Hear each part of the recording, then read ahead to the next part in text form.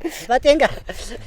واي بغاو من حرقه ميت كاس ازغل كذا وتدري لها باتينغا عركي باذني تناديقو اذن بريس اذن بريس اذني انت تصفصف بو كوي تناديقو دلو بالعلي دلو تتنكو قال ملتا باتينغا وعد تقاقل لها باتينغا ازي انت حزب بوليس انقلهم بك عندي خدت سنه تكبر 4 مليون وريق ترخيوسي حفايلهم سنوا انو كوي بتصحب زعدي لا سرقي مسلك باتينغا عركي يسق طرحك ايكون باتينغا عركي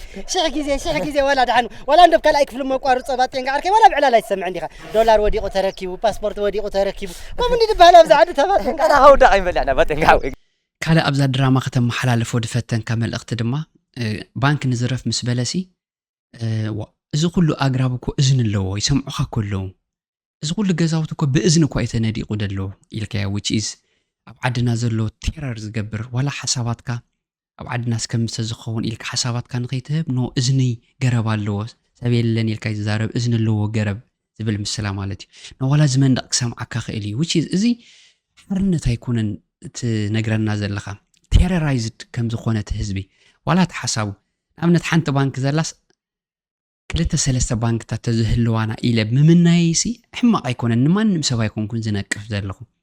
ግን ከም ኢለ ከይዛረብ ዋላ እዞም ኣግራብ ሰምዑ ካለው ኢልካ ነታ ካብ ደገ ድመጽ ሰብሲ ንዓዱ ክንዲ ድመጽ ንዓዱ ክንዲ ባህጊ ናይ ኣዲኡ ባህጊ ናይ ዓዱ ክንዲ ዝሓድሮ ኩሉ ሰብ ክጻናጸኑ ከም ዝኾነ ድሕራይ ድማ ፍርሃት ኢኻ ትዘርኣሉ ዘለኻ ማለት እዩ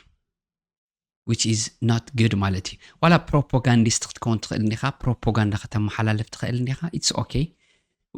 ወይ ዝበሉኻ ግበረሎም ወይ ዓዶም ሕደገሎም ዓይነት ክኾነካ ክእል እዩ ኣብ ደገ ኮይኑ ክፈርደካ ይክእል ማለት እዩ ግን ብጽቡቕ ነገር ከተመሓላለፎ ትኽእል ኢኻ ነቲ መልእኽትኻ ማለት እዩ which is ኣብቲ ዘለኹም ዓዲ ከምኡ እዩ ኣብዚ ከምኡ ይኮነን which is ስርቂ የለን ኢኻ ክትብል ሓሲብካ it's okay ኣብ ኤርትራ ዝጋነን ስርቂ የለን ግን ኣብ ህዝብን ፖሊስን ኣዛባ ኣስመራ እንዳበሉ ኣብ ከይሰዓረረ ደውፅኦም ብዙሓት ሰረቕቲ ኣለዎ ማለት እዩ ሕጂ ስርቂ የለን ድሕር ትብል ኣለኻ ነቶም ዘለው ሰረቕቲ ተተባብዖም ኢኻ ደለኻ ማለት እዩ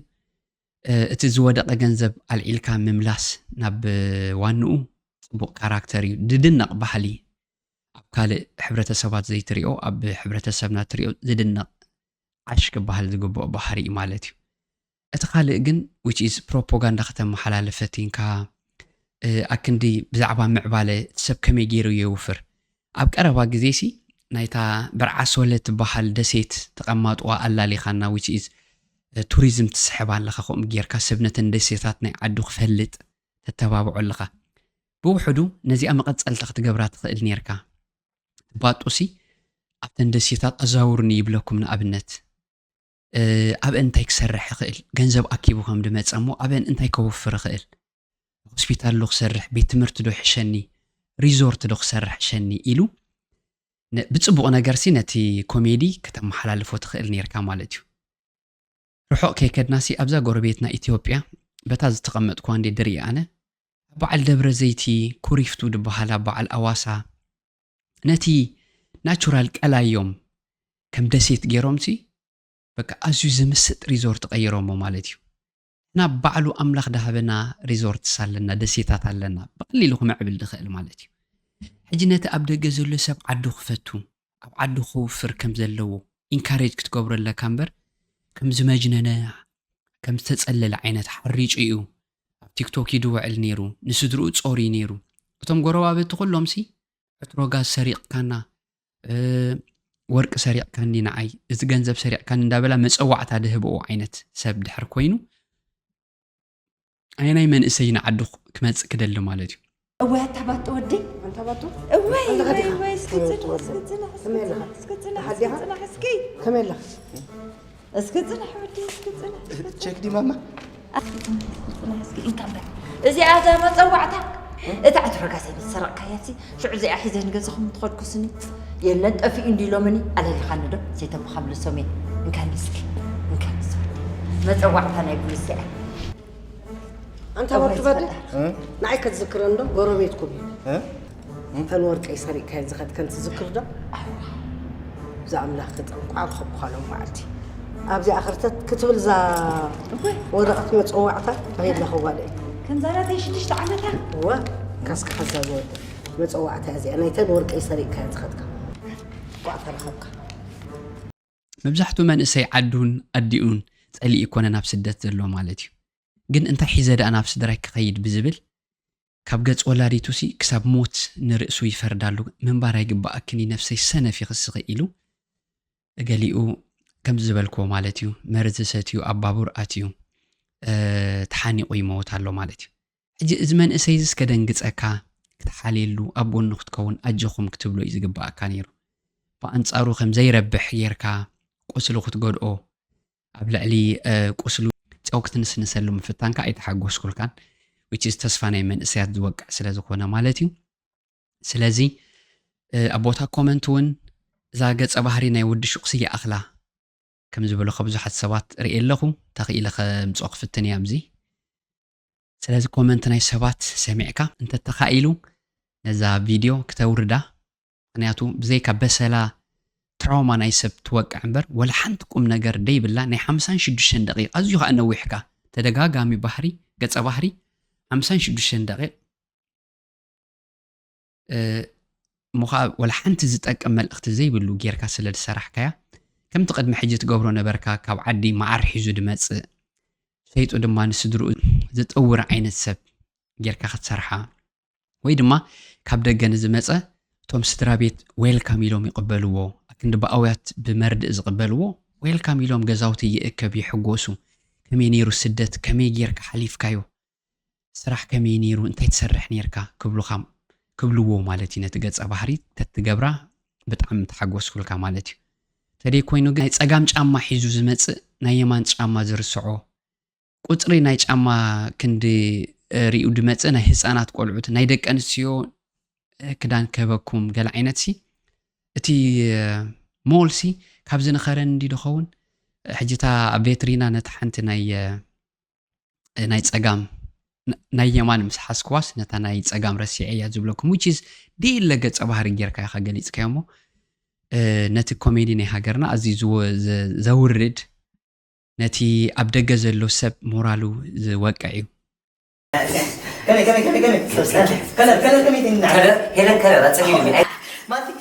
إني نعدي تعدى ديها تعدى راح أقول لك أقدر قليل يمسك أول شوي كان حبري بزاف ولو قلنا ديها تفوت نقدر فراغ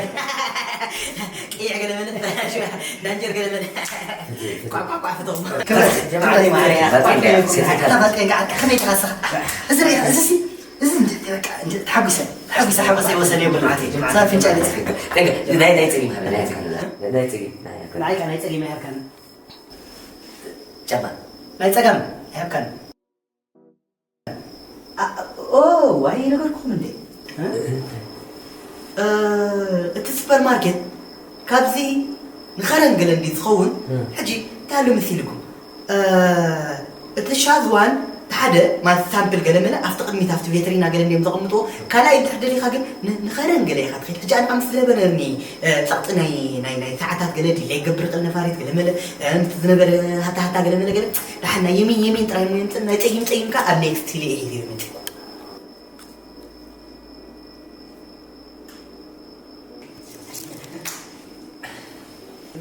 قاعد لا هرمون المزبل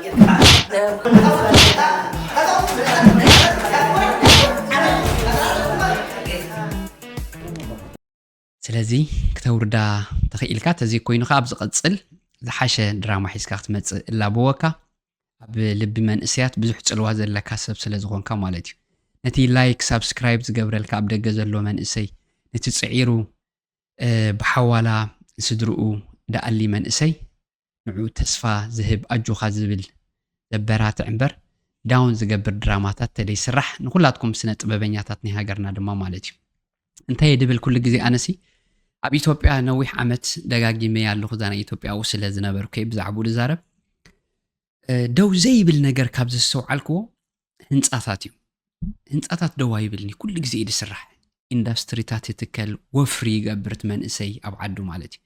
ኣብ ዓድና ደው ዘይብል ነገር ካብ ዝሰውዓልክዎ ድራማ እዩ ዘይ ውዳእ ተኸታታሊ ድራማ እዩ ዘይ ውዳእ ተኸታታሊ ኮሜዲ እዩ ስለዚ እቲ ኮሜዲ ግን ነቲ ህዝብናስ እንታይ ድጠቕሞ ደሎ ወይ እቲ ድራማታትናሲ ነቲ ህዝብና ናብ ሕብረት ናብ ሓድነት ናብ ተስፋ ዲደምጾ ዘሎ ዋላስ ናብ ተስፋ ምቁራጽ ናብ ኣውራጃዊ ምፍልላይ ሰብኮ ክዘራረብ ክረዳዳእ ስለ ደይክእል ብደናው ጉላ ተፋጻፊጽ እዩ ጉዳዩ ክፈትሕ ድፍትን ደሎ ስለዚ እቲ ድራማታትና እንታይ ድጠቅም ዘሎ ሰብ ዓዱ ከም ድፈቱ ኣብ ዓዱ ከም ዘውፍር እቲ ሽግር ሓላፋይ ምዃኑ እቲ ምስ ዓዱ ዘለዎ ኮኔክሽን ክባትኽ ከም ዘይብሉ ዝገብር ተስፋ ዝህብ ዳ እምበር ተስፋ ናይ ሰባት ዳውን ዝገብር ዓይነት ድራማ ተደይ ስራሕ ወላ ነቶም ፊልምታት ድራማታት ሰርሑ ንኹላትኩም ንማይናስ ጥራይ ኮንኩን ንኹላትኩም ሕውነታዊ ምኽረይ እዚ ድማ ወቐሳ ይኮንኩን ደቕረበልኩም ደለኹም ሕውነታዊ ምኽረይ ድበኩም ዘለኹ ማለት እዩ ተዓዘብቲ ኸ እንታይ ኣስተውዒልኩም ካብዛ ኮሜዲ እዚኣ ናይ መጨረሻ ስርሒት ባጡ ትብል which is unpractical hopelessness ተስፋ ምቑራጽ ተበራትዕ እምበር ተስፋ ናይ ሰባት ሓፍ ዘይተብል ዓድኻ ከም ትፈቱ ክንድትገብር ብመርድእ ዝቕበሉኻ ኮይኖም ካብ ዓድኻ ከም ትነፍጽ እያ ትገብረካ ማለት እዩ ስለዚ ነዚ ነፊጽ ወፂ ዘሎ መንእሰይ ከም ድምለስ ዓዱ ከም ድፈቱ ኣብ ዓዱ ከም ደውፍር ከም ዝከኣል ክተርእይዎ ድብል ደለኹ ማለት እዩ ኣይ ሆፕ ተረዲእኩም ክትከውን እዛ መልእኽተይ ኣብ ቦታ ኮመንት ድማ እስኪ ሓሳባትኩም ኣቐምጡ ድሕር ኣነ ተጋጊ ኣለኹ ኖ ተጋጊ ከለኻ ጽብቕቲ እያ ነይራታ ኮሜዲ በሉኒ ድሕርታ ኮሜዲ ጌጋ ኣለዋ ድማ ነዚ ሓውና ብናይስ ዝኾነ ወርድስ ማለት እዩ ብጽቡቕ ቃላት ጸርፊ ምንኣስ ብዘይብሉ ሓሳባትኩም ከተቐምጡ ከምዚ ጌርና ድማ መንእስያት ምብሃል ምዝርራብ ንሓድሕድና ምትብባዕ ኣብቲ ድእረም ድማ ክንተኣራረም እዚ ክነተባብዐ ዝሰርሐ ዘለኹ እዛ ቪድዮ ከይተናውሓና ኣብ ካልእ ፕሮግራም ክሳብ ንራኸብ ተሰናዩ ምንይልኩም ኣብ ደገ ዘለኹም ኣብ ውሽጢ ዘለኹም መንእስያት ሃገርና እጀኹም በርትዑ ዓድና ንፍቱ ኣብ ዓድና ክነውፍር ንፈትን ኩሉ ነገር ሓላፋዩ ሽግር ክሓልፍ እዩ ብተስፋ ምቑራጽ ብድራግ ብኣዲክሽንስ ብነብስኻ ምጥፋእ ሓሳባት ዝሰቐዩ ሰባት ኣጀኹም ተስፋ ኣሎ በርትዑ ክብለኩም ይደሊ ተሰናዩ ሻሎም